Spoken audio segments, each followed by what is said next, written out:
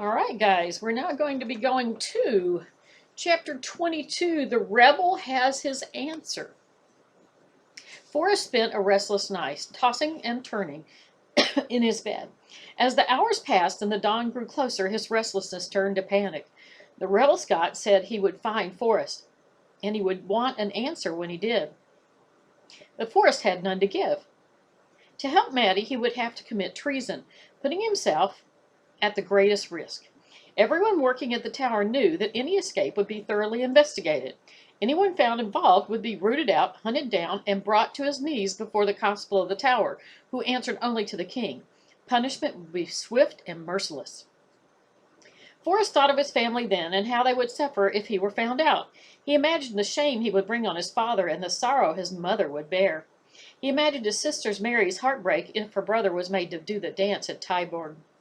He wondered how he would dare to take such a risk.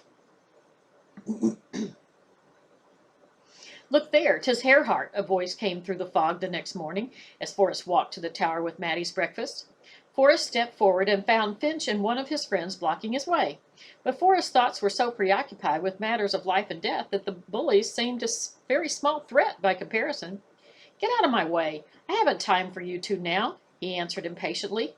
Finch blinked in surprise. "What was that?" the bully demanded angrily as he and his big muscled friend stepped closer. "Were you speaking to us, Herhart?" But Forrest simply ignored their taunts as he pushed through them and kept on walking. The boys were so taken aback by his lack of fear that they let him pass. And though he was glad that he had stood up to them, it seemed a small victory now compared to the dangers he faced.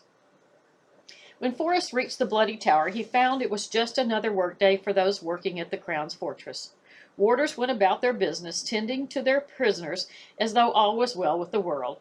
Forrest listened in deadly silence as he and Tuck made their way to the tower steps up to with Maddy's breakfast. The silence seemed louder and sadder than any sound Forrest had ever heard. When he reached her cell, he found Maddy sitting in a corner, staring blankly as a huge river rat boldly ate the cheese off the plate on the table. Forrest put the key into the lock and pushed the door open. The rat, hearing the door's loud creak, turned its head, then ran down the leg of the table, carrying the cheese between its pointed, sharp teeth. Maddy didn't budge as it slowly loped past her, stopping only to look up at Forrest before scurrying out the door. "Maddy," Forrest cried as he rushed to the table, "did you not see the rat? What's wrong with you?" But she stared straight ahead, her face the color of the stones of the White Tower. "There's so much ugliness in this world," she mumbled. "So many rats." "It could have bitten you," Forrest said. She smiled faintly. "My father is murdered, and your king will soon have my head. Do you really think I fear the bite of a rat?" "You must look after yourself," he told her. She closed her eyes and sighed. "I have nothing to live for now." "But you do, you do!" Forrest took her by the shoulders and shook her. "You must think of your brothers, if not yourself. You must stay alive for them, for Gavin and Owen." She seemed to stir out of her stupor on hearing her brothers' names. "If only I could," she whispered. "But your king will see me dead afore I can ever see their sweet faces again."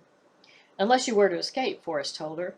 And he suddenly knew that he could not live with himself unless he did something to help her. It was just as his father said. He could feel it in his bones. The sound of footsteps echoed outside the door, and Forrest was startled to see a gray-headed priest shuffle into the cell.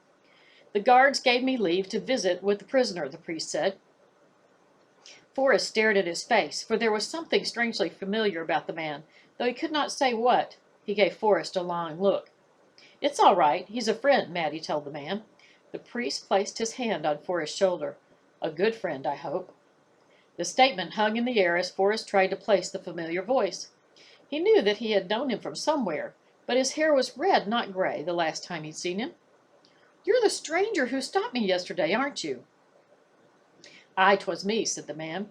"Have you made your decision to aid us, then?" "We've so little time." "If we are to succeed, we must act tonight." "Tonight?" Forrest repeated anxiously. "So soon?" The man nodded. We dare not tarry. We must act now." He turned to Maddy. "God willing, you will not suffer another night in this damp cell.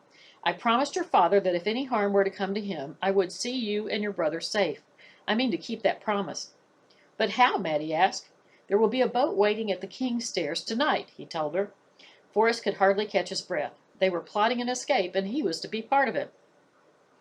Go through the Sallyport and over the Sallyport drawbridge. It is the best way out, for it bypasses the gates and the main drawbridges, the man continued. The boat will be at the King's Stairs at 9:30. He paused, giving Maddy an almost tender look as he held her wrist. You must be strong and stay calm, for your life will depend upon it. Maddy bit down on her lip and nodded. A woman has been hired to pose as a Stuart relative, to come to the tower to pray with you, the man continued. She's to come late in the afternoon. With her will be a servant girl. Once in the cell, the servant girl will trade clothes with you, and God willing, you will be able to walk out of here unrecognized. The woman will direct you to a shed on the water lane where you'll wait until it's time to go to the boat. Well, what of my father? Forrest interrupted, for he brings Maddy her evening meal. If he discovers she is gone, he will alert the tower guards. That is how you shall earn your gold, the man said, turning to Forrest. You must arrange to bring the meal instead of your father. I could try, Forrest replied. The man's dark eyes flashed, and Forrest could see his temples bulging. To try is not good enough, he spat out the words as he grabbed Forrest's shirt and drew him close. You must do more than try. You must do it. Lives will depend upon it. Do you understand? Aye, Forrest gulped. I understand. But what of the other warders? You aren't planning to harm them, are you? We're only interested in seeing the girl to safety tonight. If all goes well, no harm will be done to any. But we must take care how we go about it. The man released his hold on Forrest's shirt. Bide your time. Wait for the right moment to suggest to your father that you fetch the meal. You must give him no cause to suspect anything is out of the ordinary. I will be questioned afterward, Forrest pointed out. Your answer shall be that the prisoner was asleep with her cape over her, and you thought it best not to wake her. Do you understand? Aye, Forrest said. Good, the man replied. Now, we best leave before the guards suspect something. He turned to Maddy and kissed her hand. God willing, by nightfall you will be on your way home to your brothers, he whispered, and sailing away from this English nightmare. Bless you, Maddy whispered back. She reached for Forrest's hand next. God bless you as well, Forrest. You have shown me great kindness, and I only wish I can show you the same one day. As Forrest looked into her bluebell eyes, he felt his heart breaking, for he knew that if all went well, he would most likely never see Maddy again. He would never hear her songs or listen to her stories about the glen. He wondered how much darker the old forest would seem without the brightness of her smile. He wanted to tell her this and so much more, but good luck to you was all he could manage. He blushed as she gave his hand a squeeze. Once outside the cell, Forrest put the key into the lock and headed for the steps when the man pulled out a small leather pouch from under his robes. Hide it in your shirt where no one will see, he ordered. What is it? Forrest whispered as he slipped the pouch into his shirt. It's the payment I promised you. Forrest had been so concerned about helping Maddy that he had forgotten about the gold. Just take care to live up to your part of the bargain, the man said as he stared down the steps. The escape, Forrest whispered after him. Do you believe it shall work? I cannot say, the man replied, but God help us all if it should not. Wow. What do you think? Great story? Should we read the rest of it, or should I just stop right now? I guess we'll do some more. Can he save Maddy? I don't know. What do you think he might want to do with that gold? We'll find out.